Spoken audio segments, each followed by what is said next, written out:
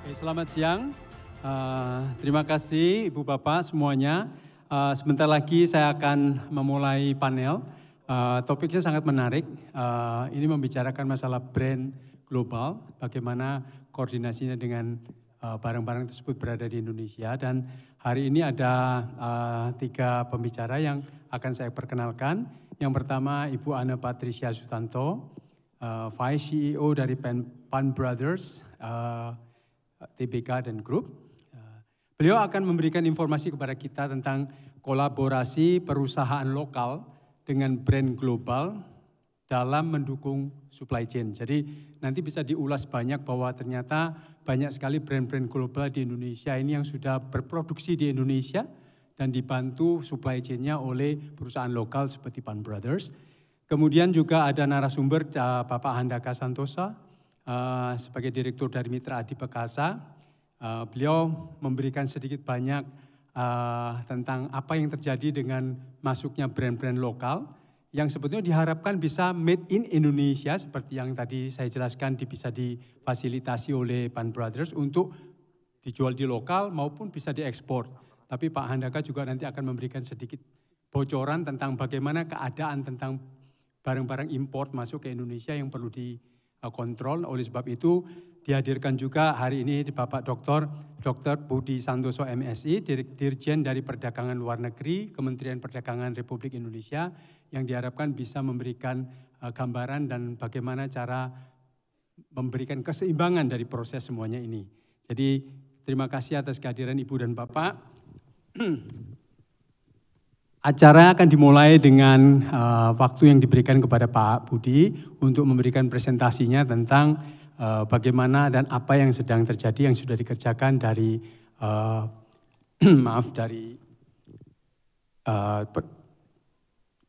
dari perdagangan luar negeri sehingga kita bisa tahu posisi dari ekspor yang ada di Indonesia sampai saat ini.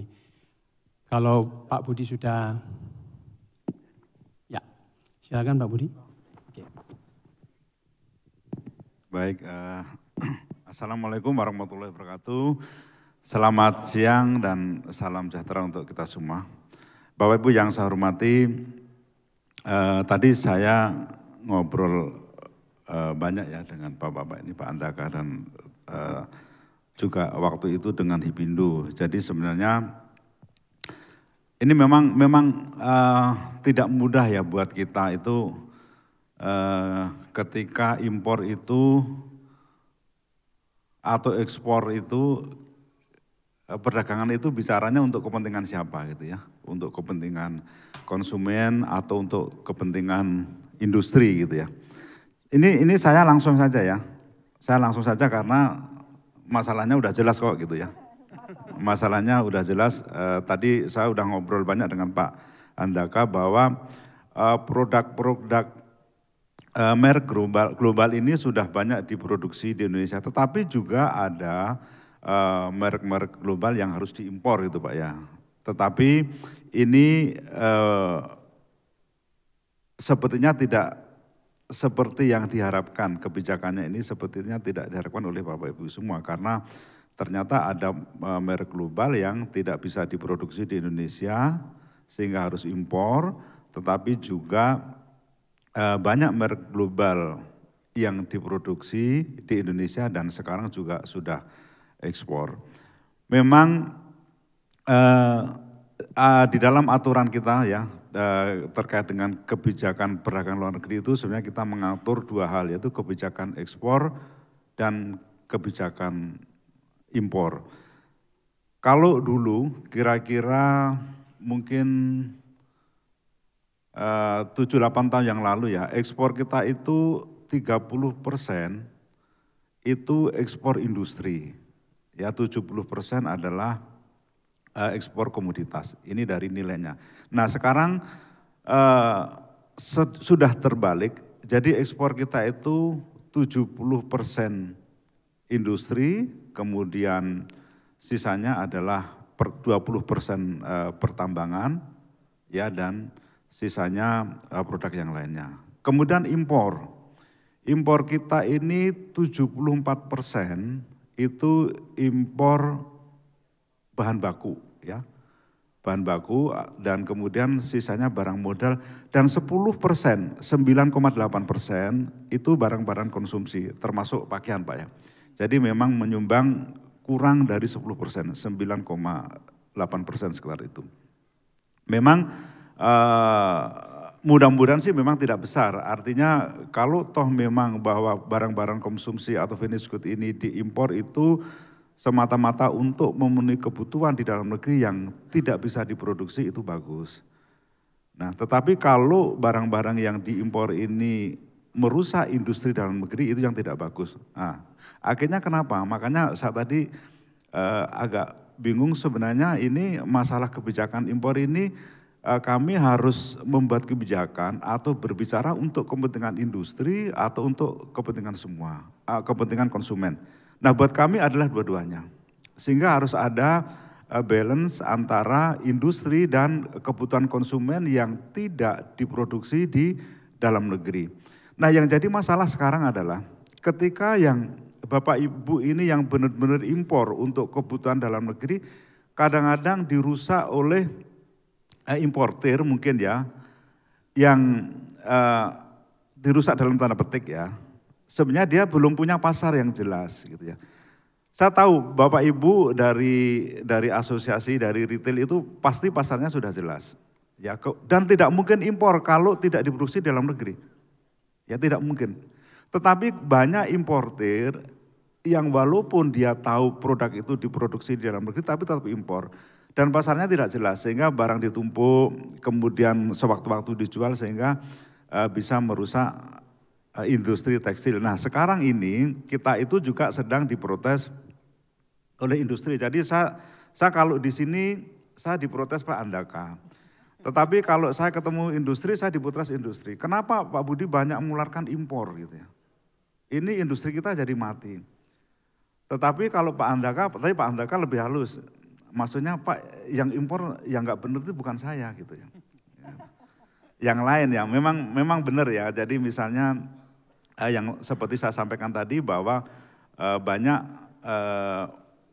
importer yang tidak sesuai dengan peruntukannya. Nah tadi saya sampaikan bahwa kita akan merubah peraturan Menteri Perdagangan nomor 25 tahun 2021.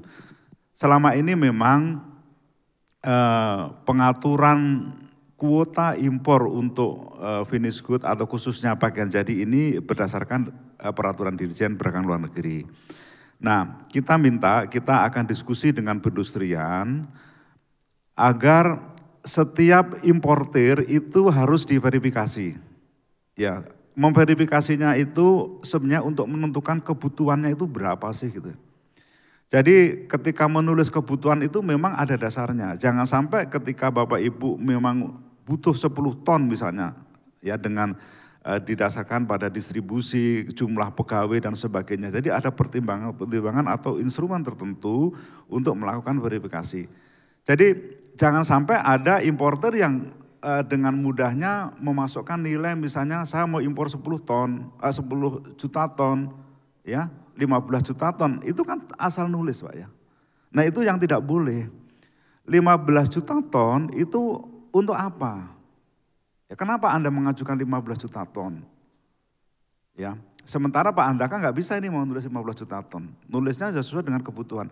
Nah kita harus profesional, harus sesuai dengan kebutuhan yang ada. Justru karena yang menulis asal nulis inilah yang akhirnya kami dikomplain oleh kalangan industri karena dianggap impornya terlalu besar, jor-joran. Nah ini yang akan segera kita siapkan. Ya jadi kami juga ingin bicara dengan perindustrian bahwa yang diverifikasi itu tidak hanya APP, angka pengenal importer produsen, tidak hanya importer yang mempunyai pabrik atau tidak hanya importer yang impor untuk kepentingan industri.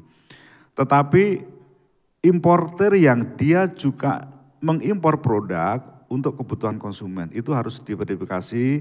Nanti tentu ada instrumen-instrumen apa yang akan dipertimbangkan dan pasti dari perindustrian akan mengajak mungkin perwakilan dari asosiasi retail kira-kira instrumen apa yang tepat untuk menghitung itu sehingga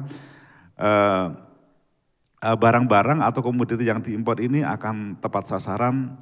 Dengan demikian maka antara kepentingan industri dan kepentingan retail ini jalan bersama. Ya. Nah karena kami itu ada di hilir, jadi kalau sudah impor itu ya ujung-ujungnya ke kita gitu Pak ya. Padahal impor ini instrumennya banyak sekali, untuk kepentingan banyak sekali. Jadi kami pintu terakhir, tapi sebelum masuk ke kami itu sebenarnya banyak yang menitipkan kebijakan Pak di kami, sehingga kita harus mengakomodir kebijakan-kebijakan dari KL Teknis untuk kita kita tuangkan dalam Permendag ini. Mungkin itu dulu saja ya, nanti kita bisa diskusi saja. Saya tidak bicara yang lain karena sebenarnya sih maksud Pak Andaka pasti itu gitu. Ya Pak ya. Terima kasih. Oke, terima kasih banyak Pak Budi. Jadi kita bisa lihat tadi bahwa sebetulnya dari sisi Departemen Perdagangan Luar Negeri juga pusing sebetulnya dari sisi seperti Pak Handaka sebagai importer dan juga dari sisi perindustrian juga harus dilindungi dan seterusnya. Nah, supaya lebih jelas sebetulnya permasalahannya apa, Pak Handaka akan menjelaskan sebetulnya apa sih yang sedang terjadi saat ini di pasaran tentang produk-produk global yang ada di Indonesia, bagaimana status dan proses impornya bagaimana. Pak Handaka mempunyai beberapa poin yang bisa dijelaskan. Silakan Pak Handaka. Terima kasih, izin Pak Dirjen. Jadi kali ini saya ingin mempresentasikan tentang kolaborasi brand global dengan brand lokal dalam bisnis retail dan juga terkait impor ekspor Indonesia. Ya, next. Jadi sebetulnya saya ingin membawa sedikit ke hal makro yang harus kita ketahui. Karena semua bisnis tentunya berdasar pada ekonomi yang ada. Kalau dilihat ini adalah kuartal kedua negara kita, pertumbuhan ekonominya 5,17%. Dan ini data BPS bukan data saya. Dan ternyata 2,77% itu merupakan kontribusi dari konsumsi rumah tangga, konsumsi domestik, termasuk retail yang ada di negara kita, baik itu retail mulai dari pasar rakyat sampai kepada mal dan pusat belanja. Ya, jadi kita tahu bahwa konsumsi rumah tangga ini sangat-sangat perlu buat kita untuk bisa menunjang ekonomi negara kita. Next. Kalau 2,77% itu berapa persen sih dari pertumbuhan ekonomi? Ternyata 53,57%. Jadi ini sangat besar potensinya, sehingga kalau something happen kepada konsumsi domestik ini, tentu pertumbuhan negara kita akan terpengaruh. Termasuk sekarang ini sudah ada koreksi harga batu bara, harga komoditas yang lain. Oke, sedikit review tentang bagaimana bisnis retail. Apakah kita ini terkait harus memasarkan produk tertentu atau misalnya kita ini harus import. Ternyata enggak, retail ini menjual barang yang ada pembelinya. Kita tidak bisa memaksakan barang yang kita jual tidak ada pembelinya karena kita nyewa toko di mall ya mahal, service charge, bayar listrik, listriknya kena tarif premium lagi Pak Dirjen. Jadi udah lengkap lah kita, pandemi pun listrik enggak dikurangin. Ya, jadi kalau dilihat dari supplier itu kita mendapat barang baik itu lokal, baik itu import, mana yang laku. Kalau kita misalnya contohnya ke Sogo, kita enggak semuanya import tapi campur ya, malahan UKM. Kenapa? Karena di situ sangat bagus sehingga orang tuh tidak boring. Tiap kali datang ke Sogo kok layoutnya itu merek A, B, C, D. Tetapi ada UKM, ada demo membatik dan lain-lain. Itulah daya tarik kita. Dan produk impor pun dibagi menjadi dua. Yaitu pertama produk generik dan umum dan kedua adalah produk bermerek. Lah produk generik ini yang menjadi potensi akan menjadi pesaing produk lokal. Sedangkan kalau bermerek enggak. Karena mereka mempunyai desain-desain tersendiri. Coba saya pakai yang bahas lebih dalam lagi. Produk pakaian import ini untuk umum atau generik ada harga yang murah itu menjadi pesaing UMKM. Karena apa? Kalau bermerek paling enggak satu baju minimum 500-600 ribu. Kalau kita beli Hugo Boss malah 2 juta ya. Jadi kedua ada pakaian bekas yang secara peraturan sudah dilarang adanya peraturan Menteri Perdagangan, tapi juga tetap masuk dan kemudian ada yang dibakar, tapi lebih banyak lagi yang tidak dibakar. Kemudian import ilegal ini yang masuk katanya lewat jalur tikus, katanya ya tikus yang mana saya juga nggak tahu, tapi ini adalah menjadi pesaing. Sehingga ini yang merugikan industri negara kita dan ini yang harus didukung. Kemudian kedua produk bermerek atau branded ini kesatu harga relatif mahal, pelengkap produk lokal. Kenapa ada, kenapa laku kalau kita bisa beli 300.000 kenapa beli harus yang 1,5 juta? Ya seseorang mempunyai keinginan untuk sendiri-sendiri. Seperti misalnya orang kalau golf selalu pakainya Lacoste atau pakai apa ya, nggak mau pakai yang merek lain. Lah itu ada penggemar-penggemarnya tersendiri. Dan kalau dilihat ini juga dijual di toko sendiri, jadi tidak dijual sembarangan ataupun supply ke toko lain. Dan produk impor merupakan komplimen dari produk lokal. Kalau dilihat produk bermerek itu gimana sih? Apa 100% import atau ada yang diekspor? Ya, produk bermerek ini ada yang diekspor, malahan volumenya besar sekali. Contohnya Bu Ana di sini produsennya Uniqlo ya. Yang diekspor itu lebih dari 3-4 kali dari yang diimport. Tapi orang meneropong yang diimport itu. Itu juga gambarnya Pan Brothers. Ya, pabriknya ya. Terus ada yang diimport, kenapa? Karena ada yang disebut tadi global sourcing. Mungkin kalau yang berdagang produk luar negeri di sini tahu. Tapi di sini campur juga kan ada yang dalam negeri. Nah global sourcing itu adalah policy dari pemilik merek.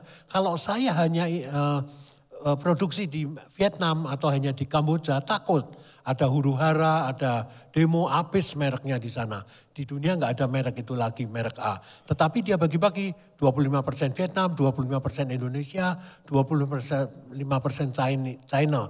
Oleh karenanya pada waktu kita mau buka toko, barangnya harus lengkap. Terpaksa ada yang ngambil Indonesia, ada yang diimport. Kemudian ada yang diproduksi di dalam negeri.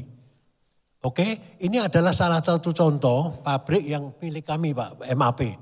Ini memproduksi semua bermerek dari Converse, Reebok, kemudian Skechers, New Balance, NBA. Jadi nanti kalau beli ya dilihat isinya ternyata made in Indonesia dan berlabel juga bahasa Indonesia. Tapi kami ini nggak cukup produksinya, terpaksa juga import. Ya, jadi lain-lain. Oke, pendapatan negara dari produk bermerek ini gimana sih? Apa satu hal yang kecil? Enggak, karena produk masuk. Misalnya kita beli dari luar negeri ini 100%, sudah kena biaya masuk 25%. Langsung ada lagi PPN import. Ada lagi nanti waktu jual kena PPN lagi retail 11%. Ada lagi PPh badan, ada lagi safeguard ya yang dikenakan biaya masuk rupiah per piece. Ya, dan kemudian mereka juga menyewa toko di mall. Kalau menyewa misalnya 300 meter persegi, itu sudah membayar PPN sewanya 11% dan PPh final 10%. Jadi 21% sudah langsung masuk pemerintah. Cuman lihat aja, kamu invest, oke invest. 21% setoran ya. Tapi ya itu yang kita harap bahwa kita bisa memelihara, mempertahankan karyawan dengan baik dan menyerap tenaga kerja lebih lagi karena kami bisa membuka toko sehingga customer nggak perlu ke Singapura, nggak perlu ke Thailand ya dan lain-lain. Dan bagaimana sih untuk retail ini? Apakah kita ini tenaga kerjanya apa sistemnya? Ternyata kami ini padat karya, bukan padat modal. Padat karya kenapa? Setiap 25 meter persegi itu sudah harus ada satu staf. Ini saya rasa termasuk semua produk, bukan hanya produk import. Lokal juga begitu. Sekarang kalau ini tarif biaya masuk, ini tolong bahannya kecil, nanti kalau mau minta dari panitia bisa dilihat. Indonesia sekarang kena biaya masuk 25% untuk apparel. Ini hanya apparel yang saya contohkan. Ternyata kalau di negara lain Singapura 0, Malaysia 0, Filipina 15, Vietnam 20, Kamboja 15. Ini saya ambil dari negara ASEAN aja. Dan di Indonesia on top of 25%, sekarang ada yang namanya safeguard atau biaya masuk tindakan pengamanan. Nah itu rupiah per piece, kalau yang kenanya bisa ya itu next. Oke, nah ini adalah list yang kami coba nanti perlu kami laporkan ke pemerintah juga dengan perhitungan yang lebih detail. Ternyata biaya masuk ini menyebabkan ada yang barangnya naik 85%. Makanya kami nggak heran sekarang banyak orang yang titip kalau berbelanja ke Singapura, ke Malaysia lewat just tip ya. Nah mudah-mudahan ini kita bisa antisipasi segera kalau biaya masuk tambahan ini sudah dihapus, masyarakat bisa berbelanja dengan lebih nyaman. Ya ini yang kena masyarakat, kenapa? Karena kita dorong biaya-biaya ke masyarakat. Oke, jadi kesimpulannya di sini kami mengharap pemerintah dapat menciptakan kondisi ramah investasi, tentunya bagi semua pengusaha, baik itu import, baik itu ekspor, baik itu manufacturing, mengusahakan kenaikan pendapatan negara dengan lebih selektif ya. Jadi kalau yang kami memang sudah bersih, pengusaha dengan kerah putih, ya tolong bisa didukung. Nah, mereka yang kerahnya masih abu-abu atau hitam, itu yang harus didor ya. Kemudian ketiga, Indonesia sebagai tujuan wisata belanja, shopping tourism destination, kerennya dapat segera kita realisasikan. Dari dulu kita mau bikin di Jalan Satrio, koridor belanja. Waduh, ternyata bus sampai sekarang juga belum kenyataan karena belum kuat barangnya. Menjadi tujuan wisata belanja harus lengkap barangnya.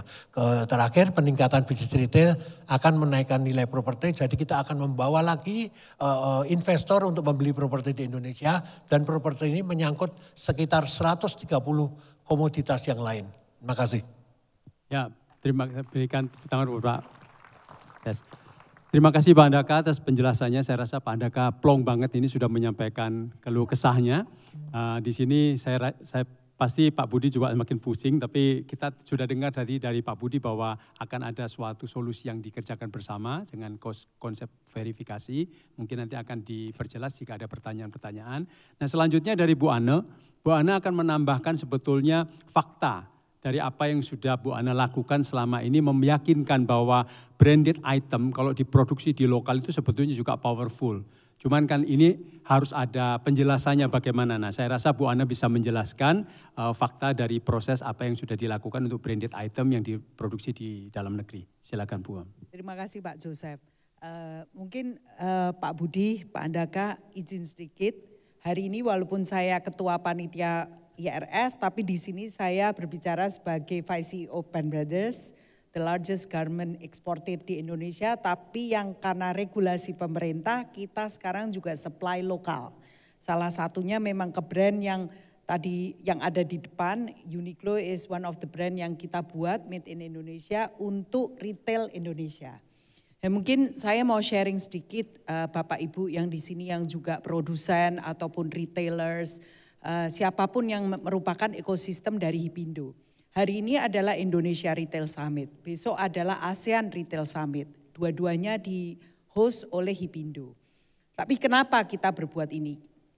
Kita ingin ekosistem sebenarnya antara produsen maupun retailers, maupun semua yang terlibat di dalam kegiatan baik produk barang, jasa maupun logistik, memahami bahwa Indonesia ini bisa, tapi kita memang perlu kompetitif. Nah, tadi yang disampaikan oleh Pak Joseph maupun Pak Budi juga Pak Handaka, sebenarnya apa yang dilakukan pemerintah ini regulasinya ujung-ujungnya sebenarnya untuk membuat domestik Indonesia industrinya maju. Hanya memang pada kenyataannya kita ini majunya setengah-setengah dan regulasi pemerintah ini sebenarnya bagus kalau dilihat dari sisi kita punya kreativitas, inisiatif dan cost kompetitif. Karena walaupun gimana pun Indonesia ini negara yang sudah bebas. Kita walaupun sementara diproteksi dengan safeguard ataupun dengan import duty, tapi bukan berarti kita tidak memanfaatkan waktu-waktunya itu untuk meningkatkan produktivitas kita. Juga meningkatkan kualitas dari produk kita. Ya, sebagai contoh, saya mau komen sedikit nih Pak Andaka. Saya bukannya nggak setuju pandangannya Pak Andaka. Dalam satu chain of brand, baik itu brand lokal maupun brand import, kita nggak boleh memikirkan bahwa itu made in Indonesia atau not made in Indonesia. Sebenarnya yang harus kita lihat itu adalah apakah ada produsen lokal di Indonesia yang bisa memproduksi secara baik dengan standar-standar yang baik, dengan dasar social compliance yang baik, karena tentu saja kita nggak mungkin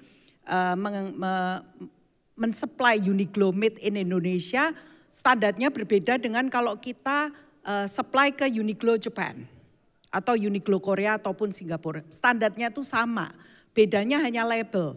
Labelnya kalau made in Indonesia harus ada care label dalam bahasa Indonesia, itu standar. Ya.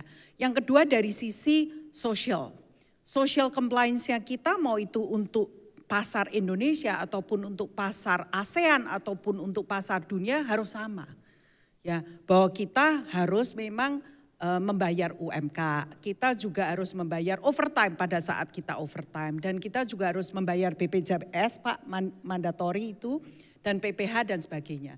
Jadi memang kenapa kita terus-menerus menyampaikan pemerintah, regulasi pemerintah baik, tapi pengawasannya kita perlu ketat. Karena yang kita perlukan adalah kompetisi yang fair, kompetisi yang juga antara produsen lokal dengan produsen luar yang mau masukkan barang ke Indonesia, boleh kita free fight. But free fight yang fair, bahwa yang luar itu kalau masuk ke Indonesia juga harus ada standar SNI-nya, juga harus standar ada care labelnya bahasa Indonesia, juga harus ada pembayaran pajak dan bla bla bla. Nah, jadi Bapak Ibu yang di sini kalau mau tanya, tergantung kan ekosistemnya Bapak Ibu itu di produsen seperti saya, ya, yang supply chain kepada retailer seperti kayak Pak Andaka, ataupun Bapak Ibu yang ada di sini itu adalah di sisi retailer. Karena kita memahami bahwa di ekosistem Hipindo ini kita nggak bisa semuanya juga made in Indonesia. Walaupun kita mengharapkan semua berbangga buatan Indonesia, ini bukan pemaksaan, ini adalah yang tadi Pak Andaka juga sampaikan, kita sebagai retailer kita inginnya bisa menjual apa yang kita bisa jual. Kalau produsen lokal itu bisa membuat kualitas kreativitasnya sepadan atau fair sama dengan kalau kita beli di luar atau import products, why not? Betul kan Pak? Jadi makanya saya juga mau menghimbau Pak Andaka. Pemerintah ini juga, sorry ya Pak, saya ambil headnya saya sebagai Asosiasi Pertekstilan Indonesia. Kita itu kepingin sebenarnya bersama-sama melihat semuanya yang legal, semuanya fair, kita fair Pak, we compete as a produsen kepada retailer. Tapi bagi yang illegal kita harus sama-sama hadapin. Jangan, karena untuk yang semua di sini yang membayar pajak, yang semuanya juga legal, sakit hati kalau pergi ke lokasi yang dimana harga barangnya mereka 30% lebih murah, karena mereka tidak membayar pajak, mereka tidak membayar import duty, dan mereka tidak membayar secara fair. Sebagai retailer kan itu juga sumbangsinya kepada kemiskinan Indonesia juga nggak ada.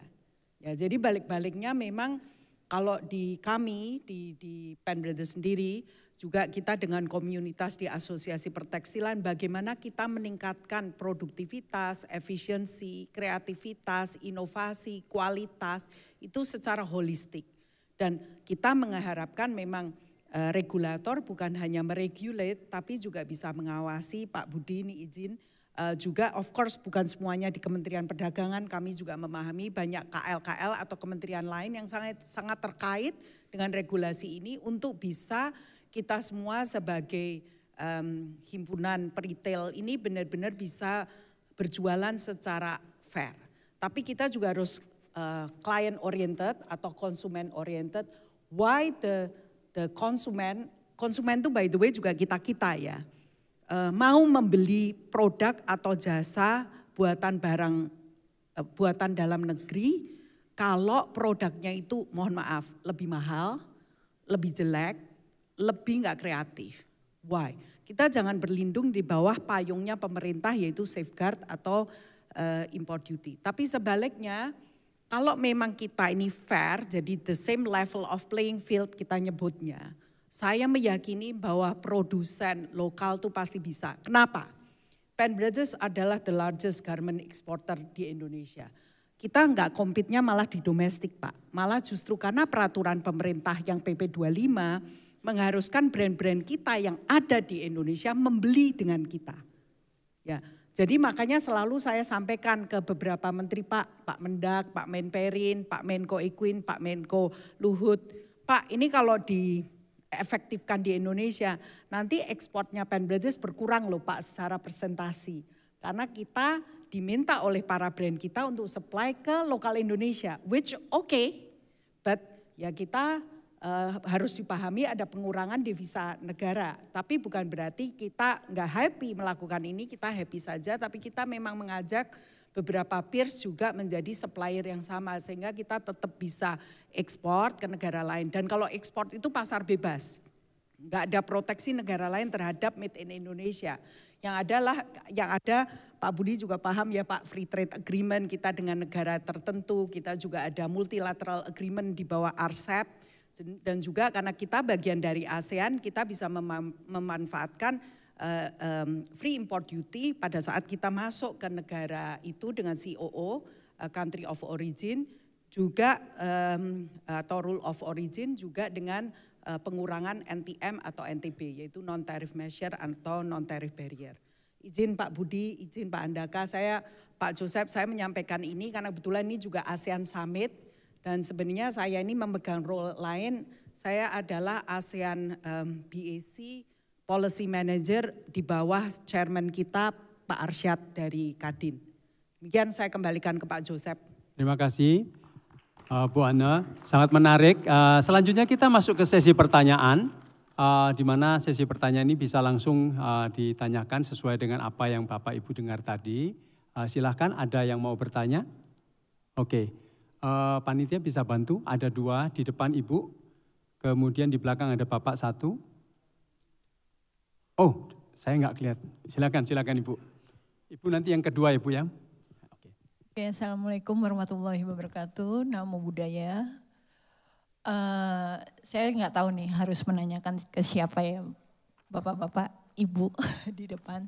Tapi ketika saya melihat pemaparan dari, mohon maaf dengan Pak Andaka tadi, melihat devisa antara ekspor dan impor itu luar biasa ya, signifikannya Pak ya.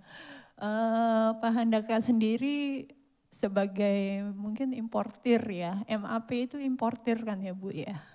Nah, untuk ekspor produk dari dalam negerinya itu keluar gimana Pak? Apakah Bapak juga melakukan trading itu? Lantas untuk upaya dari negara Pak Budi, mohon maaf, sejauh mana, saya terus terang belum pernah keluar negeri nih. Saya belum pernah keluar negeri Pak. Tapi apakah di luar itu ada semacam Indonesian market, khusus produk-produk Indonesia, apakah di kedutaan, sebut saja kita tidak usah bicara di mall ya, mungkin di KBRI sana memang ada outlet yang mengkhususkan produk-produk Indonesia yang untuk dijual, terus untuk membrandingnya itu, mungkin itu bisa diupayakan oleh pemerintah sendiri ya. Kalau masalah teks dan lain-lain gak ngerti saya. Itu sih Pak usulan saya mungkin untuk membranding. Jadi bukan hanya kita yang di Indonesia yang diharuskan memakai barang buatan dalam negeri. Tapi pemerintah juga bisa mengupayakan untuk mempushnya. Kalau kita bisa memakai barang impor, kenapa mereka tidak bisa memakai barang kita? Terima kasih. Wassalamualaikum warahmatullahi wabarakatuh. Pak Andaka silakan atau Pak Budi mau jawab dulu. Pertanyaannya bagaimana nih pemerintah misalkan di KBRI ada produk-produk lokal dari Indonesia yang dijajakan di sana supaya orang tahu apa yang diproduksi kita dan seterusnya. Ya. Baik, jadi Kementerian Perdagangan itu punya perwakilan di luar negeri Bu ya. Ada sekitar 43 kalau nggak salah. Jadi ada atas perdagangan itu sekitar 23, kemudian yang sekitar 20 itu ITPC, Indonesian Trade Promotion Center. Jadi atas perdagangan itu kedudukannya ada di KBRI, ya di kantor perwakilan kita di luar negeri. Kalau ITPC ini dia terpisah, kantornya terpisah dari KBRI. Jadi biasanya dia di kota kedua terbesarnya ya atau kota bisnisnya di negara itu. Nah, silakan Bapak Ibu yang kalau mau ekspor menghubungi. Kalau pengen tahu alamatnya di mana, Bapak Ibu buka saja di web kemendak.go.id ya. Di situ ada alamat perwakilan kita di luar negeri, namanya siapa, kemudian ada nomor teleponnya. Bapak minta saja, sampaikan bahwa Bapak itu ingin jual ini, itu dan sebagainya, minta tolong untuk dijualkan. Karena tugas mereka adalah berjualan.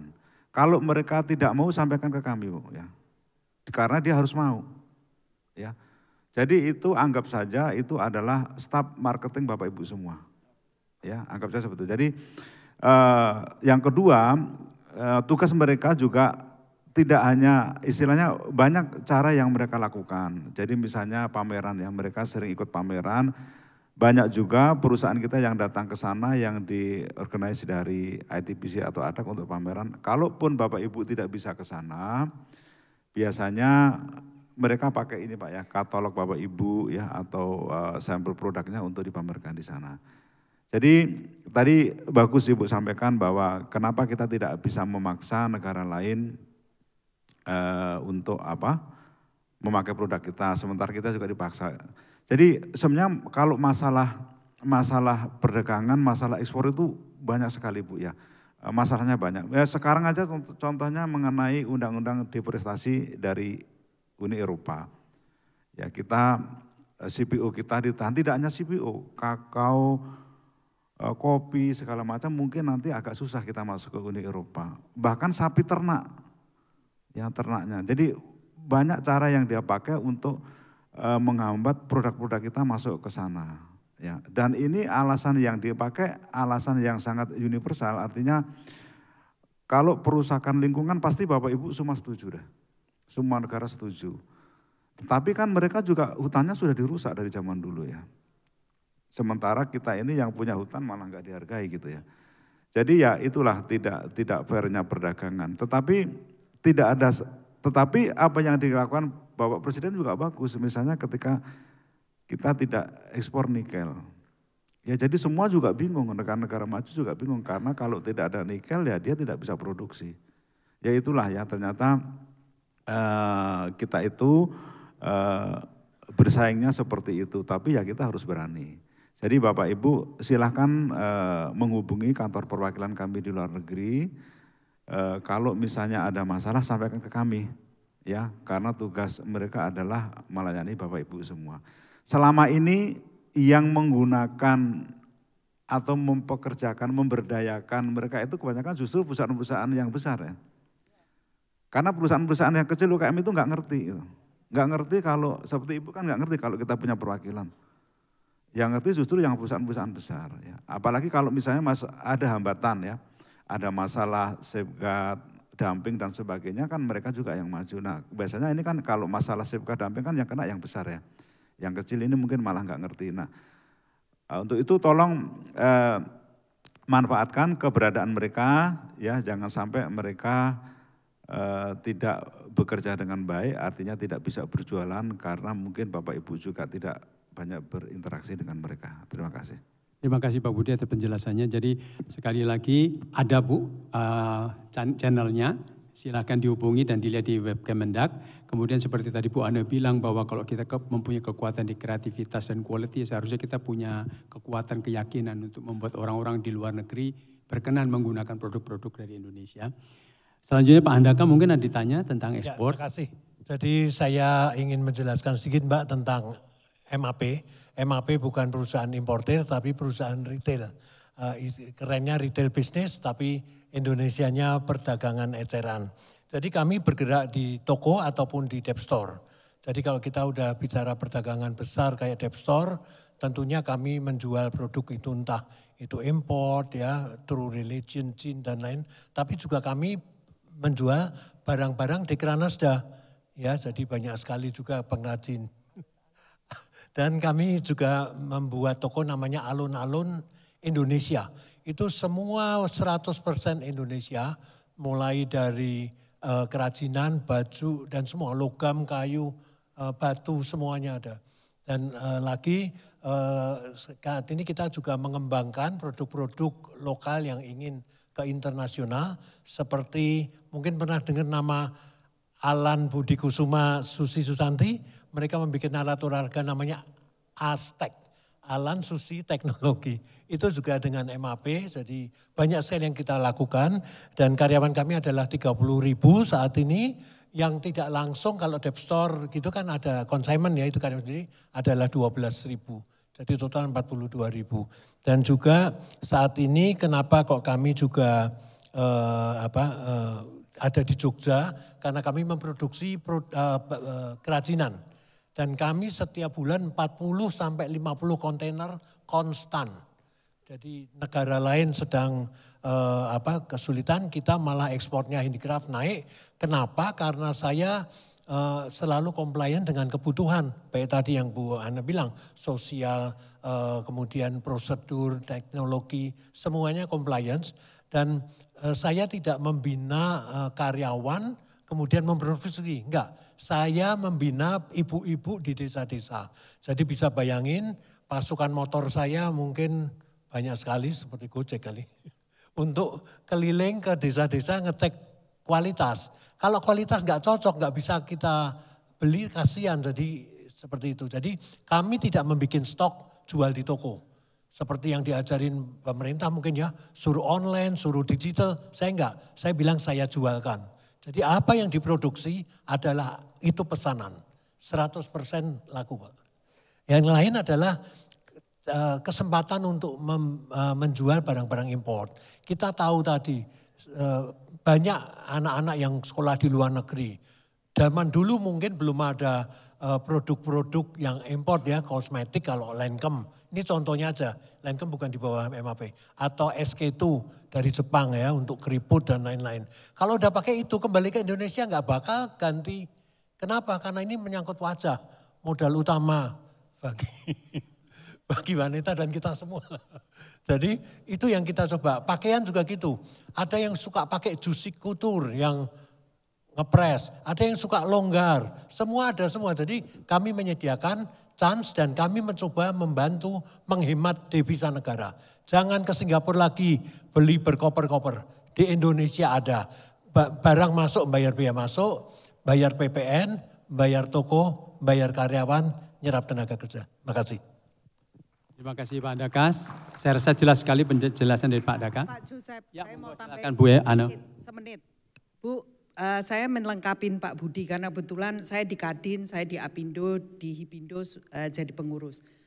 Kadin dan Apindo kita ada namanya UMKM Merdeka, Bu. Apa UMKM Merdeka? Jadi kita itu mendampingi di Apindo dengan industri besarnya dan universitas bagian dari kampus Merdeka terhadap UMKM yang benar-benar punya keinginan untuk naik kelas. Dan sampingnya Ibu itu Bapak UMKM, sampingnya persis. Itu satu. Ya. Yang kedua, nah samping kanannya Ibu itu Apindo Perdagangan, Bu. Itu nanti punya tugas retail. Ya. Yang kedua, Bu, yang saya mau kasih tahu Ibu, di Kadin kita ada namanya ITH. ITH itu kita memberi kesempatan kepada UMKM di dalam Wikipreneur untuk kita link dengan Kemendak untuk bisa langsung kita push kepada ITPC dan ADAK.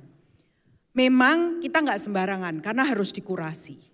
Ya, saya sendiri udah bekerja sama dengan UMKM itu dari tahun 1998, 25 tahun. Nggak semua UMKM siap naik kelas.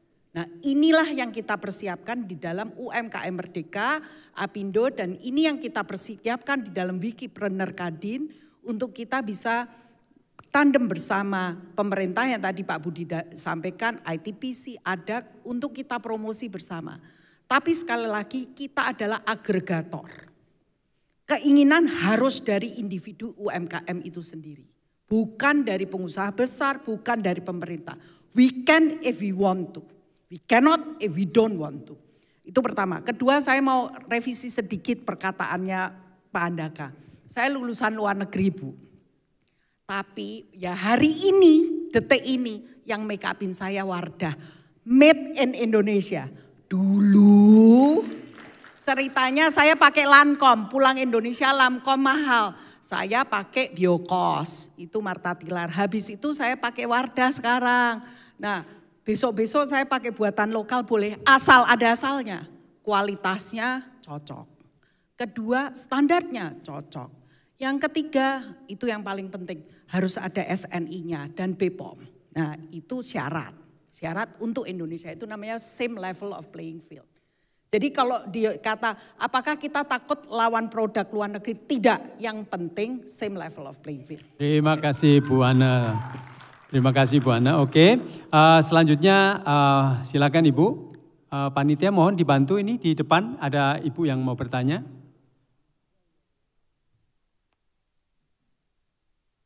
Ya. Assalamualaikum warahmatullahi wabarakatuh. Selamat sore semuanya. Pertama perkenalkan, saya Dr. Maya. Saya salah satu juga produsen dari brand lokal di bidang skincare. Nah, kalau tadi kan kita udah banyak sharing tentang import dan tadi salah satu si Ibu nanya tentang ekspor. Mungkin pertanyaan saya nggak jauh dari situ ya. Saya juga bingung mau ditujukan kepada siapa, Bapak Ibu, yang pasti mungkin di sini banyak ya produsen brand lokal, baik itu dari skincare, fashion, hijab atau mungkin baju, yang mungkin pengen kalau produknya bisa go internasional. At last, jujur kita kurang edukasi bagaimana cara mengekspor produk kita bisa masuk ke luar. Itu yang pertama. Yang kedua adalah kita masih agak bingung khususnya untuk bidang skincare atau fashion, adakah standarisasi khusus seperti yang Ibu sebutkan tadi ada SNI segala macam agar produk kita itu bisa diterima di produk luar gitu. Jadi sedikit sharing juga ya Bu ya Bapak, saya pernah satu pesawat dengan salah satu owner dari produsen brand lokal dari negara tetangga Malaysia. Jadi kebetulan kita satu seat dan dia sharing kalau dia di Indonesia itu kurang lebih 1 sampai 2 bulan. Dia keliling ke Indonesia, ke Surabaya, Jambi, bahkan Aceh, Medan. Saya tanya buat event apa, ternyata dia gathering untuk membagi-bagikan handphone, motor untuk reseller dia yang kurang lebih sekitar 3.000 sampai 5.000 orang. Jadi itu kita kayak nelen sendok gitu, sementara kita gontor-gontoran di Indonesia cari pasar dan dia datang, it's okay, nggak masalah. Tapi apa salahnya kalau kita juga bisa merebut porsi pasar di negara lain. Mungkin itu aja, terima kasih, selamat sore. Ya.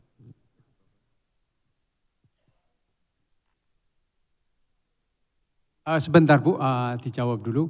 Kita juga punya keterbatasan waktu. Silakan Pak. Terima kasih. Pertanyaan Bu Maya sama sebenarnya dengan Ibu tadi ya. Ya.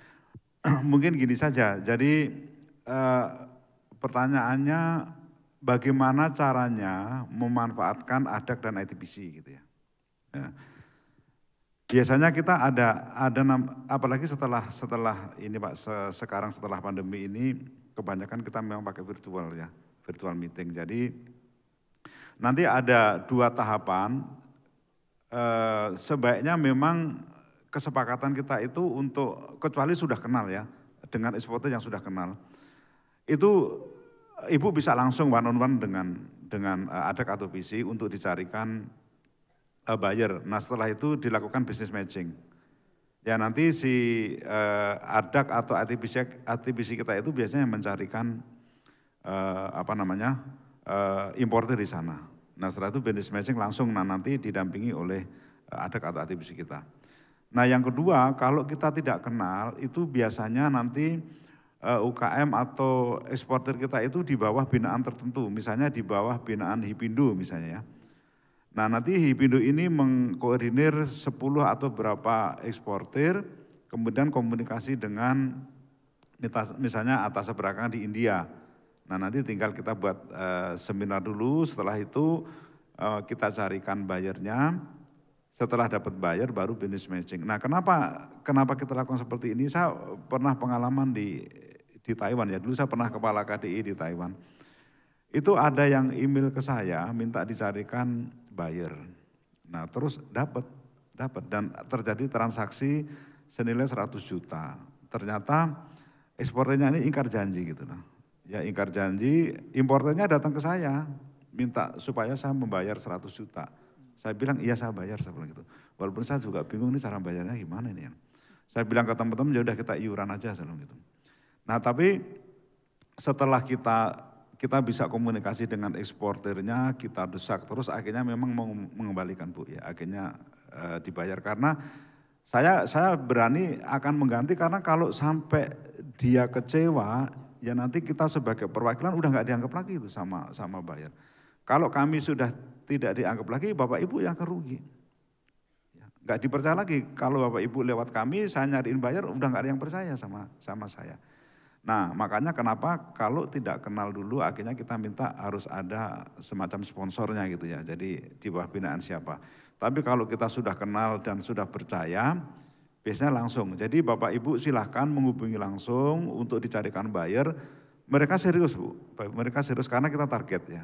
Kita target, ADAC ITBC itu kita target harus bisa meningkatkan ekspor sekian dan sebagainya. Kemudian produk apa yang tadinya tidak masuk di sana bisa masuk, itu harus ada laporannya semua. Bahkan mungkin komunikasi dengan eksportir ini pun harus dicatat. Jadi jangan sampai mereka sama sekali nggak ada komunikasi. Ya. Jadi sampaikan ke mereka, nanti ada nomor teleponnya di website itu, hubungi mereka dan kalau misalnya tidak dilayani dengan baik, tolong sampaikan ke kami. Ya itu adalah bagian dari evaluasi kami terhadap perwakilan. Saya kira itu, terima kasih. Terima kasih banyak Pak Budi. Izin Pak. Silakan Bu Ana. Tambahin dikit. Dokter Maya ya. Yang saya pakai ini adalah dari UMKM yang saya mentoring Bu. Barusan ini di bawah UMKM DKI dibawa ke Meksiko dan laku keras. Ya. Balik lagi ke Ibu. Kebetulan saya Komtab Perjanjian Internasional Bu. Dan seperti yang disampaikan Pak Budi, kita ini ada Free Trade Agreement, ada RCEP Multilateral Agreement dengan berbagai negara. Ya, kalau yang tahu RCEP, nanti ketik aja RCEP, itu adalah ASEAN members dan New Zealand, Australia, China, Korea, and Japan. Ya, jadi itu ada detail NTM, NTF, dan di bawah ASEAN BAC kita nanti ada NTM transparency. Jadi kalau Ibu mau masuk ke Malaysia, Bapak Ibu mau masuk ke Malaysia, mau masuk ke Thailand, Filipina, Kamboja, negara-negara ASEAN deh, 10+1 termasuk nantinya Timor Leste, tahu persis apa sih yang dibutuhkan untuk masuk ke negara itu. Jadi bukan hanya mereka masuk ke Indonesia, tapi kita kepada mereka, termasuk of course Singapura dan Brunei. Ya, jadi itu, jadi semua nanti take notes ya bahwa nanti di bawah ASEAN BAC itu kita ada non-tariff measure atau barrier yang transparan bisa diketahui para calon eksportir. Itu yang pertama. Kedua, seperti yang disampaikan Pak Budi, sebenarnya di dalam Hipindo komunitas, makanya kan Ibu Bapak kan hadir di sini. Juga di bawah komunitas Kadin dan Apindo, kita selalu mengadakan namanya collaboration business matching. Hanya kita mau memastikan kita mengcurate Bapak Ibu semua memang siap atau enggak. Kenapa? Satu yang tadi disampaikan Pak Budi, kita nih bawa nama Indonesia. Jadi kalau kita sampai gagal ekspor atau yang diekspor itu tidak sesuai dengan yang kita komit di dalam PO, itu yang merusak nama itu bukan merusak, bawa Bapak Ibu enggak hanya bawa nama brand Ibu, bawa brand Indonesia. Nah itu kan tanggung jawab moralitas kita, mentalitas kita sebagai orang Indonesia kan, itu satu. Yang kedua adalah dari sisi kita enggak kepengen kalian diklaim kalau enggak ready. Karena klaimnya bisa lebih mahal daripada yang kalian jual. Nah itu bisa membuat kadang-kadang UMKM langsung bertekuk lutut dan bangkrut. Dan itu yang kita tidak inginkan di bawah bendera Hipindo, Apindo maupun Kadin. Nah di bawah bendera Hipindo pun kita bersama Kemenkop UKM dan Kementerian Perdagangan dan Kementerian Perindustrian barusan mengadakan INA Buyer. Di mana itu B2B bersama dengan kita undang seluruh negara-negara yang minat masuk dan keluar Indonesia bersama dengan komunitas Hipindo. Itu tahun ini awal Juli kita akan buatnya annual. Ya, itu mungkin bagi audiens di sini bahwa di dalam komunitas Hipindo ini kita ada komunitas untuk bisa menaik kelaskan Bapak Ibu. Di bawah Apindo kita ada UMKM Merdeka. Di bawah Kadin kita ada ITH dan Wikipreneur. Nah, di bawah ASEAN Bank kita meyakini bahwa ASEAN perlu berkolaborasi dan kita mampu untuk berkolaborasi sebagai Indonesia. Karena Indonesia adalah ASEAN First, kita 40% penduduk ASEAN dari 670 juta ASEAN. Jadi kalau Bapak Ibu mau tanya lebih lanjut, ayo jadi membernya Hipindo. Ini kalau saya jadi Hipindo lagi, ayo jadi membernya Hipindo supaya bisa naik kelas sama-sama. Tapi sekali lagi willingness-nya itu harus dari diri sendiri, bukan dari komunitas.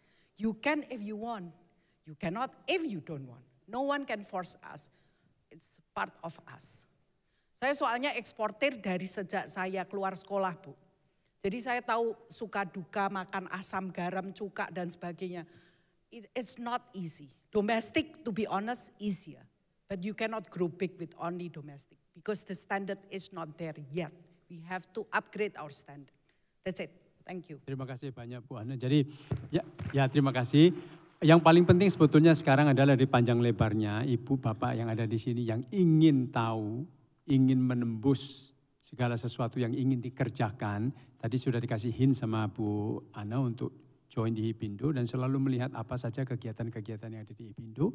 Sehingga Ibu mempunyai kesempatan untuk tidak telat dalam hal ingin naik kelas ataupun barangnya bisa mendapatkan pasar di Indonesia atau di... Saya ada sedikit, Bu, besok jam 2.30 kita di bawah Hipindo Support Jakarta Muslim Fashion Week di T, nanti kita kerjasama dengan Trade Expo, ada tim Kemendag juga, kita mau menjaring komunitas kosmetik, terutama domestik lokal, juga komunitas tekstil dan garment di Conference 3 CAM, saya moderatornya 2.30. Hari ini Pak Joseph jadi moderator, saya panelis, besok ganti topi jadi moderator. Jadi datang aja, nanti kita lihat apakah Ibu sudah siap untuk ekspor. Dan Ibu juga siap untuk ekspor di bawah brandnya JMFW. JMFW itu punyanya Kemendag, pastokan Pak Budi.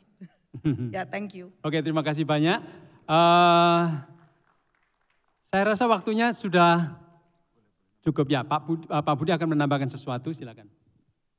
Ini biar cepat dikerjain ya, Bu Maya ngubungin aja KDII di Taiwan, Bu ya. Kantor Dagang dan Ekonomi Indonesia di Taiwan. Kebetulan waktu saya di sana itu ada juga produk kecantikan kita yang bisa masuk.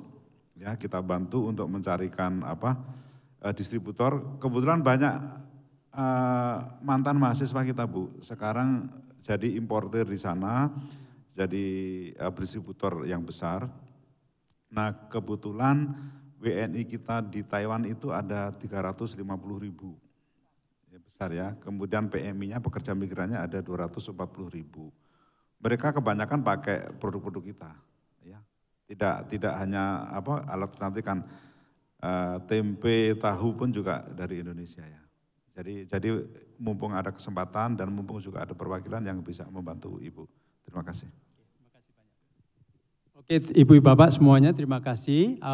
Hari ini kita sudah mendapatkan beberapa poin yang sangat penting, terutama pertama tentang brand global. Bukan berarti bahwa kita ingin menguatkan impornya sehingga mematikan produksi lokal. Kita tahu Indonesia itu mempunyai, tadi disampaikan bahwa GDP kita sudah 5,17, jumlah penduduk kita begitu luar biasa. Tentu saja Indonesia akan menjadi market yang sangat-sangat diincar oleh siapapun di dunia ini. Tentu saja sebagai regulator pemerintah juga harus selalu mampu mempersiapkan peraturan-peraturan yang menjaga agar impor itu tidak menjadi kebablasan istilahnya. Jadi sektor industri harus menjadi tuan rumah bagi kita sendiri. Itulah kenapa Pak Budi hadir memberikan informasi tadi bahwa salah satu apa yang ingin kita kerjakan perbaiki adalah memberikan konsep namanya verifikasi sehingga proses impor itu benar-benar terverifikasi dengan baik. Tidak ada istilahnya salah paham antara produsen lokal dan juga importer yang dimana Pak Handako juga menjelaskan tadi bahwa ada hal-hal tertentu di mana kami tetap harus impor karena itu mengikuti peraturan global sourcing. Jadi bukan berarti ingin semuanya diimpor tidak, tapi Pak Handako juga menyampaikan bahwa ternyata peraturan impor ini kalau tidak dikontrol dengan baik yang tadi Pak Budi akan selesaikan dengan verifikasi, itu bisa menimbulkan banyak importer ilegal yang ternyata itu sangat parah sekali bagi kestabilan UMKM kita sendiri atau kestabilan perdagangan di dalam Indonesia, karena barang-barang itu murah dan merugikan pemerintah sebetulnya. Dari sisi Bu Ana juga dijelaskan kita siap, mau brand apapun juga mau diproduksi di Indonesia kita siap. Kreativitas dan kualitas itu pasti menjadi jaminan untuk membawa nama Indonesia menjadi lebih baik. Jadi kira-kira itu yang kita bisa tangkap dari pembicaraan kita hari ini. Jadi semoga apa yang kita bahas hari ini memberikan keyakinan pada kita bahwa produk-produk Indonesia pasti bisa merajai atau menjadi tuan rumah bagi kita sendiri di Indonesia. Dan sebagai regulator dari pemerintah, Pak Budi selalu memberikan kesempatan, memberikan balance, keseimbangan antara bagaimana industri dan import itu bisa tetap terjaga dengan baik. Sekali lagi Pak Budi terima kasih atas waktu dan penjelasannya. Pak Handaka terima kasih, Bu Ana terima kasih, dan terima kasih kepada semua Ibu Bapak yang ada di sini. Selamat sore. Ya, terima kasih untuk pemaparan yang telah disampaikan oleh para pembicara kita. Mohon kesediaan Bapak Ibu untuk bangkit berdiri dan berada di posisi tengah. Kami mengundang Dewan Penasihat Bapak Tutum Rahanta untuk menyampaikan cenderamata kepada para pembicara dan moderator kita pada sore hari ini.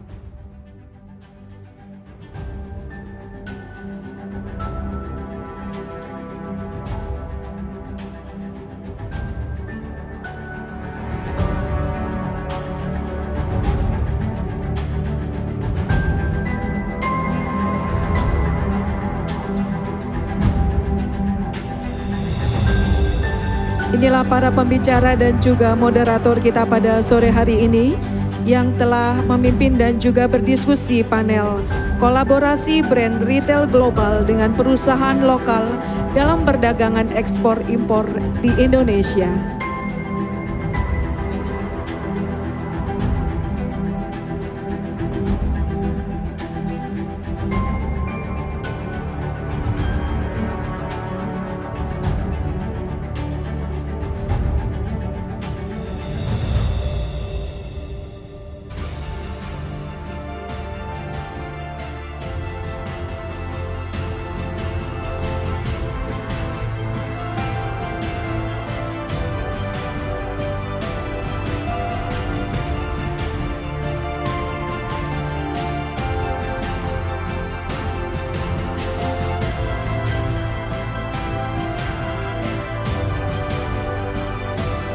Ya, salam cuan ya Bu.